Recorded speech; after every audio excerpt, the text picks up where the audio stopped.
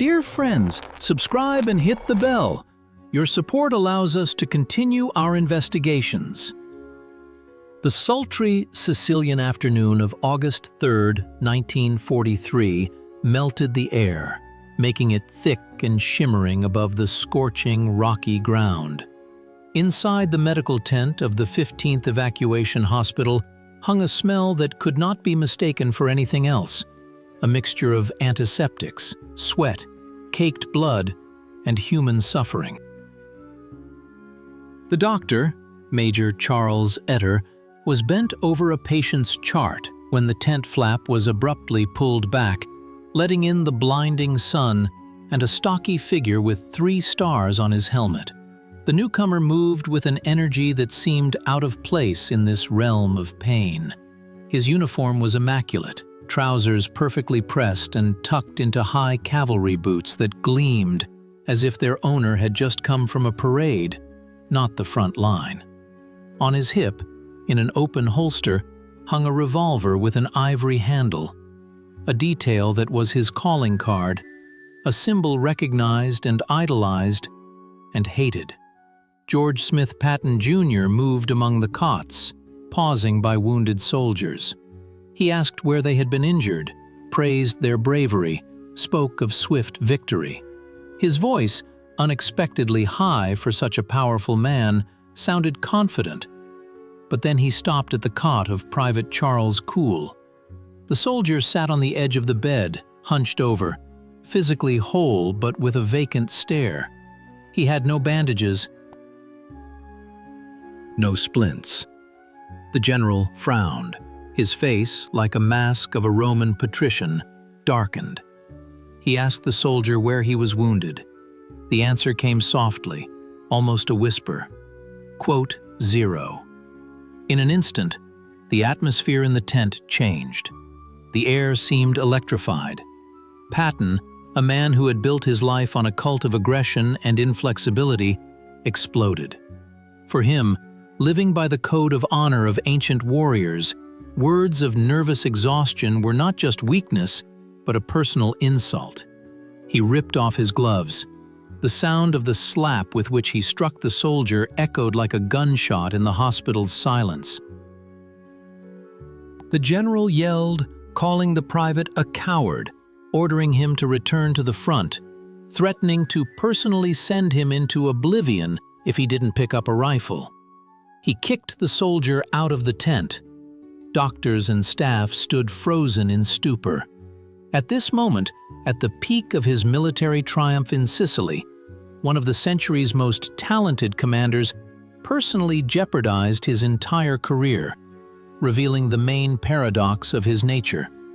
He could lead armies to victory through hell, but was utterly incapable of understanding human fragility. This incident was not an accident or merely a fit of rage. It was the quintessence of a man's personality, a man who seemed like an alien from another era.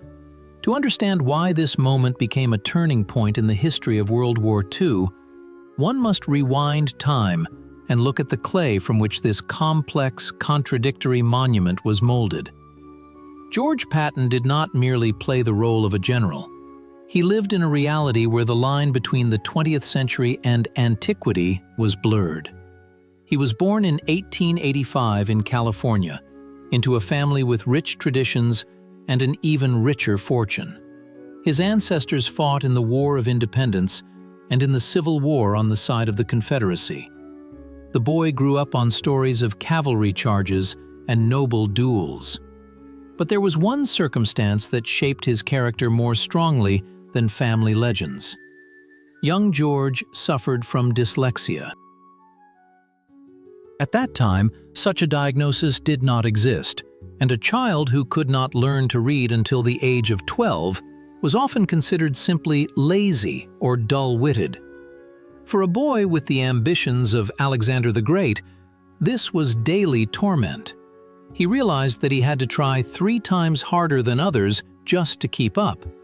He memorized texts by heart, trained his memory, and, most importantly, he began to build a protective armor of arrogance and outward confidence.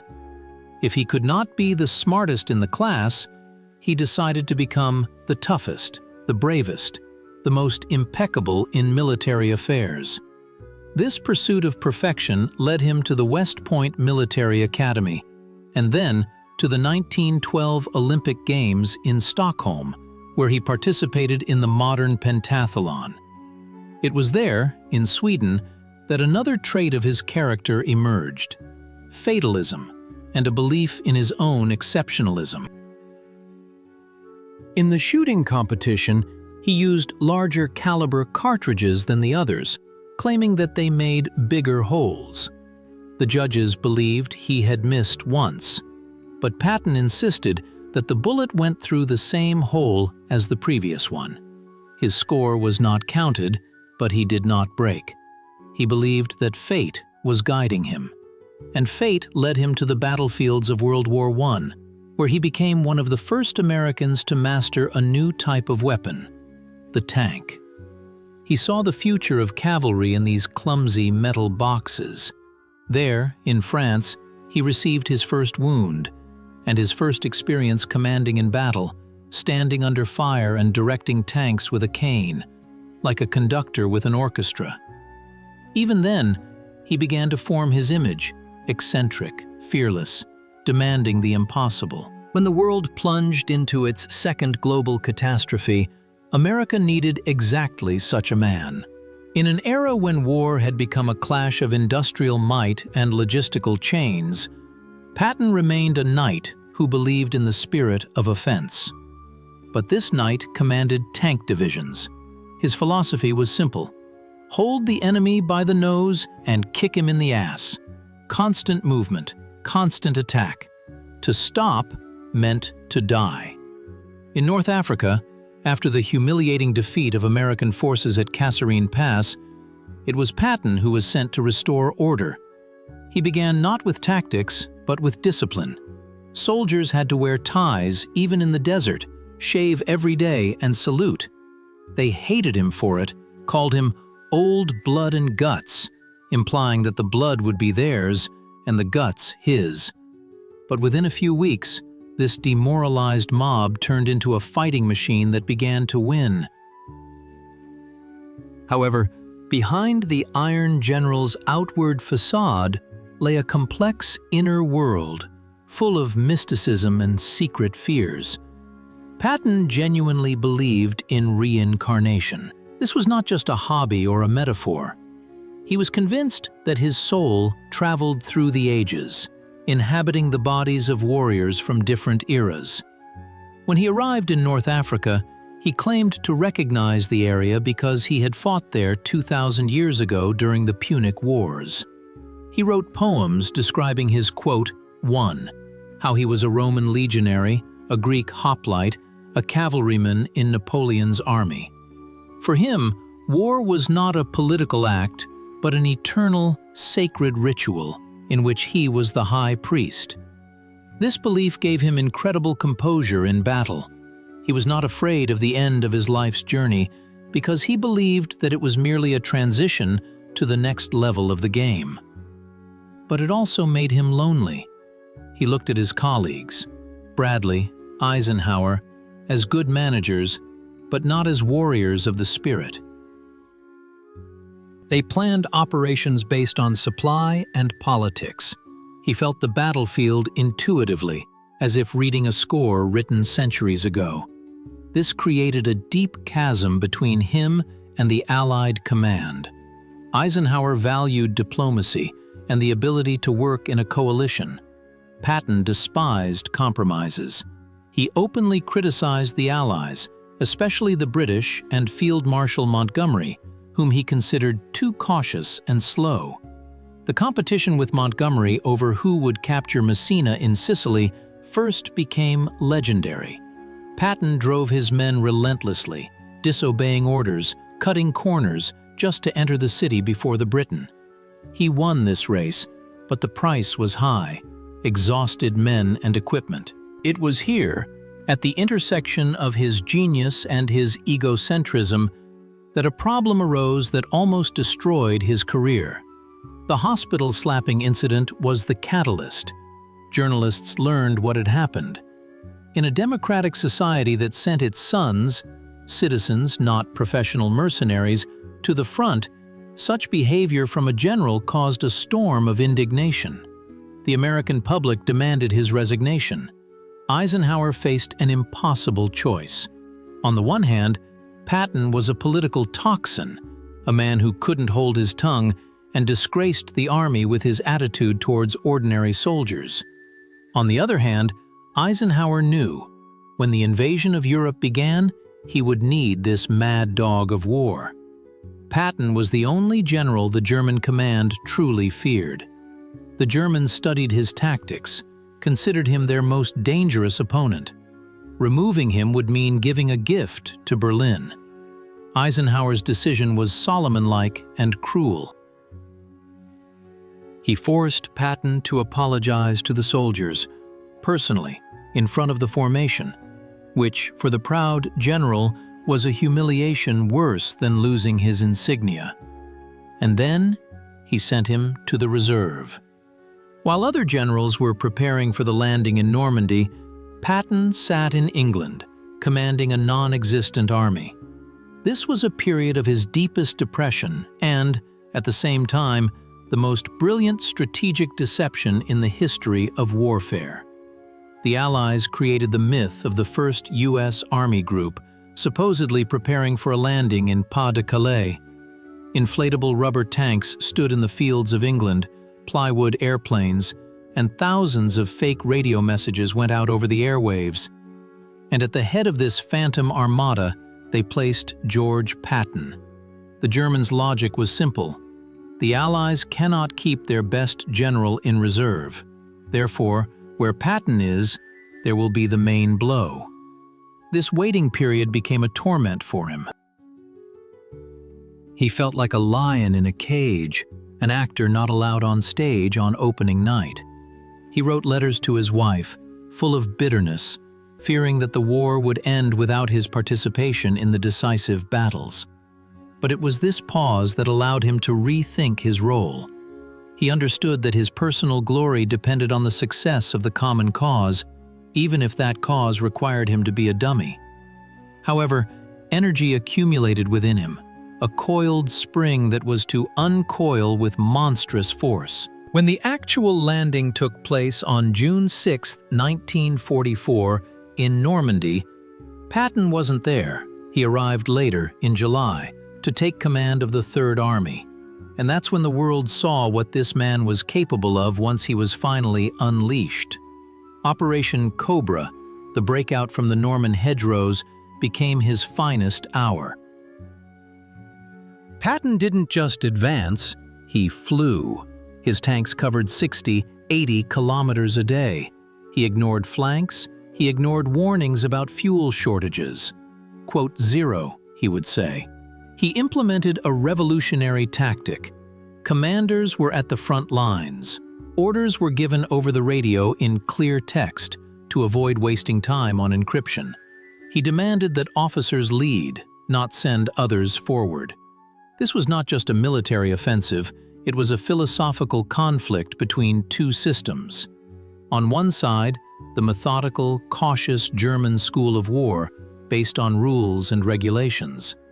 On the other, Patton's chaos and improvisation, based on intuition and aggression. The Germans simply couldn't react fast enough. When they formed a defensive line, Patton's tanks were already behind them. He bypassed cities, leaving their garrisons isolated, and pressed forward towards the borders of the Reich. During this period, another facet of the conflict emerged, the ideological one. Patton saw himself as a liberator, but not in a humanistic sense. He was liberating territory for America's glory and to confirm his theory of war. His attitude toward the Allies remained complex. He despised the Russians, considering them barbarians, no less a threat than the Nazis, and barely tolerated the British. But the culmination of his journey, the moment when all the lines of his destiny converged, came in the winter of 1944. Hitler, gathering his last reserves, launched a surprise attack in the Ardennes. German tank divisions broke through the thin American defensive line, aiming for Antwerp. The Allies were in a panic. The 101st Airborne Division found itself surrounded in the town of Bastogne. The weather was terrible. Snowfall, fog, aircraft couldn't take off. The situation seemed critical. At an emergency meeting in Verdun, Eisenhower asked his generals who could launch a counterattack and when. Everyone spoke of weeks of preparation. Troops needed to be redeployed. Logistics brought up. When it was Patton's turn, he calmly said, quote, "1." The room fell silent. The generals thought he was bluffing, that it was another stunt from the eccentric cavalryman.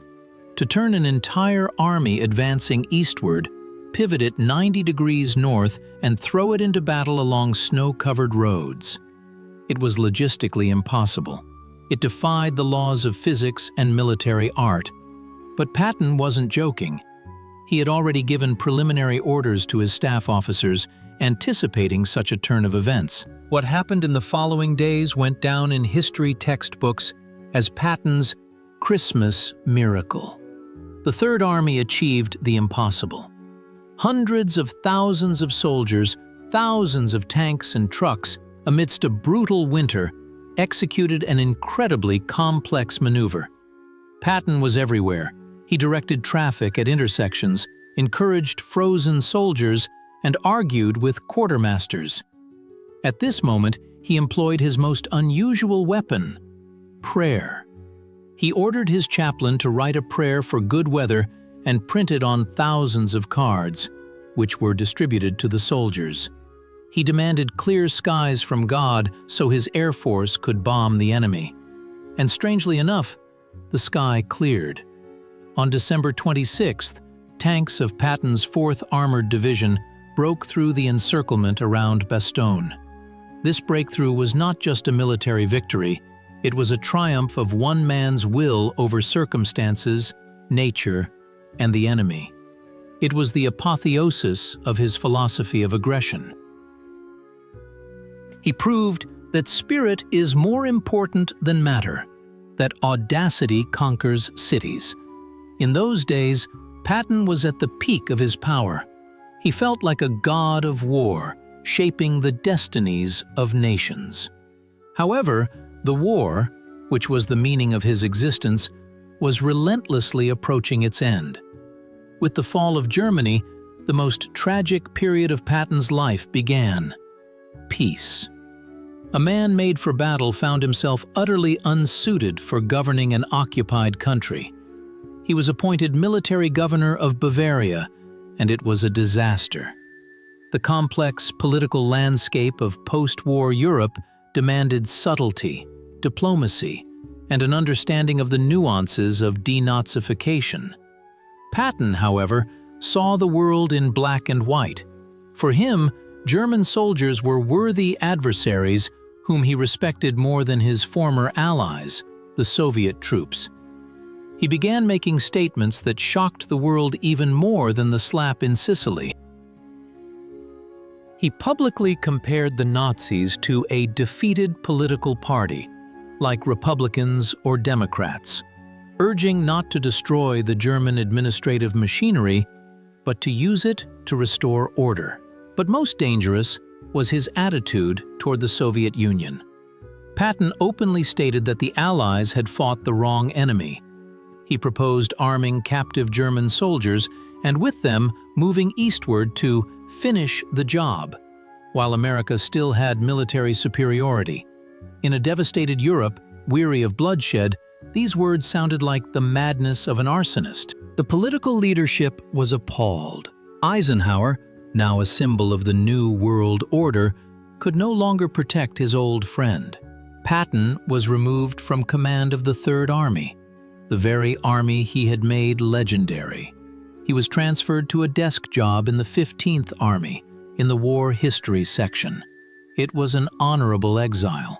The great warrior was put behind a desk to sort through archives. For Patton, this was tantamount to a slow demise.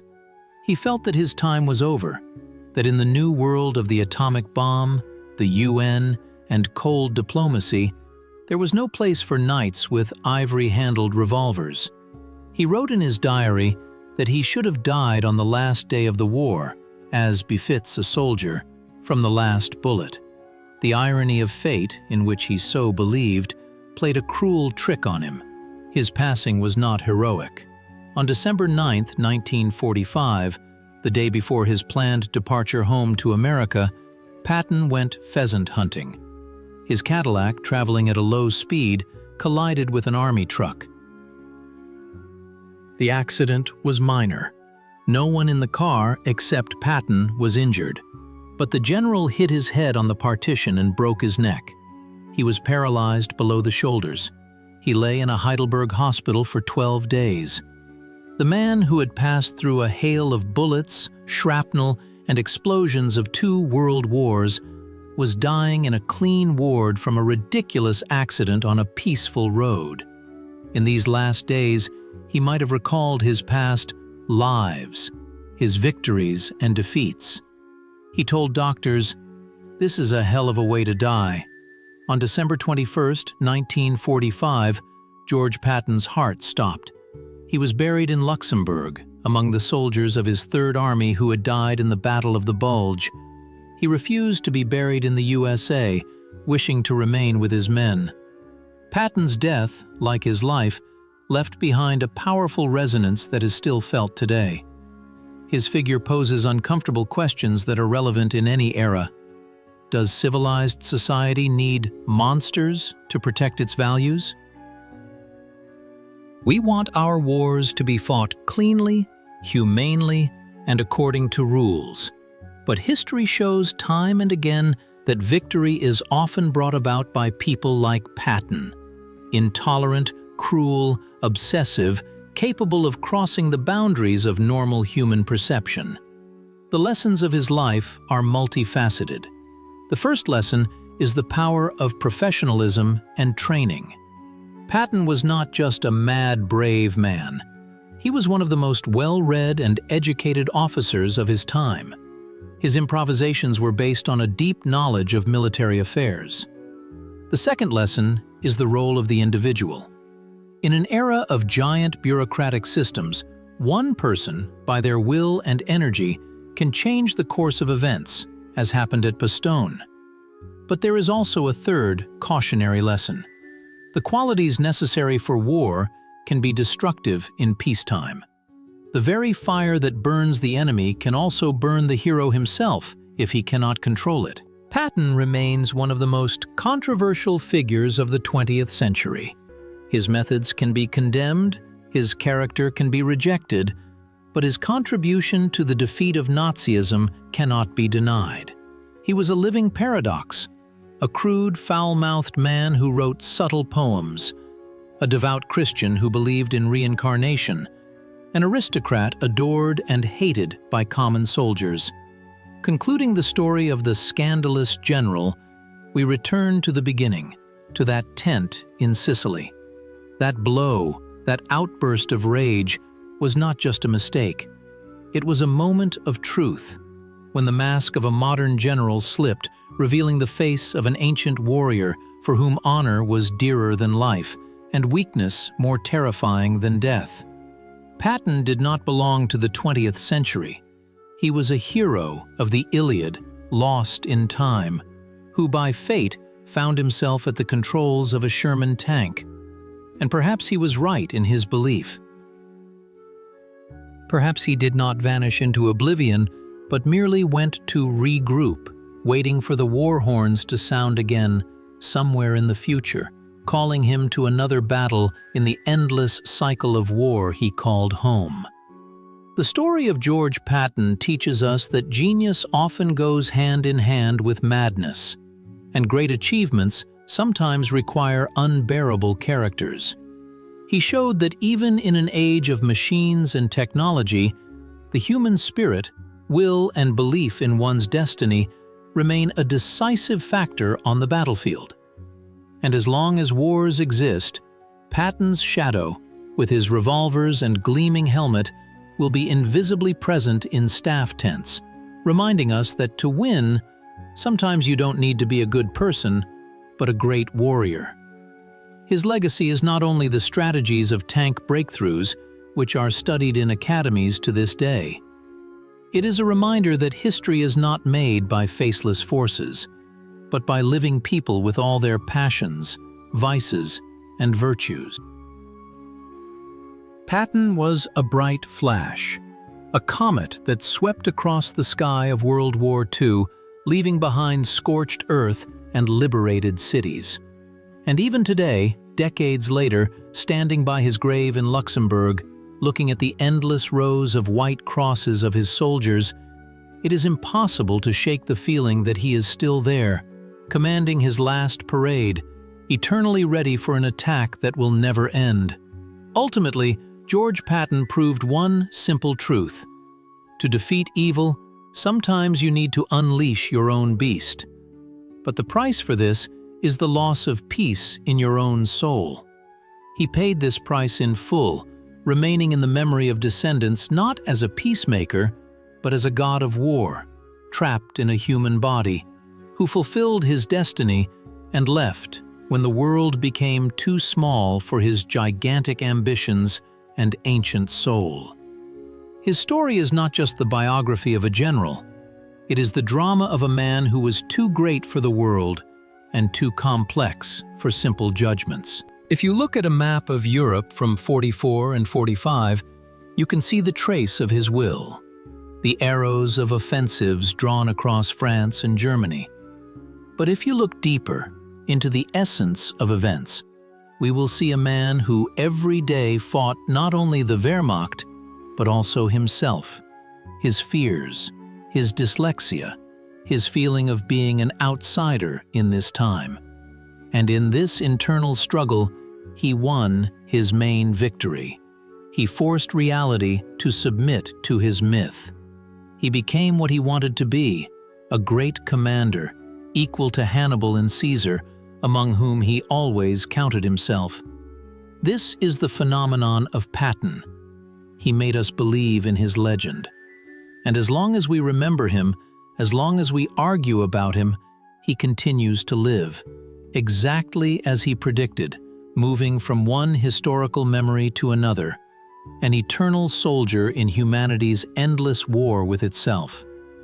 His life is an open book, written in blood, sweat, and gasoline, a book that is terrifying to read, but impossible to close.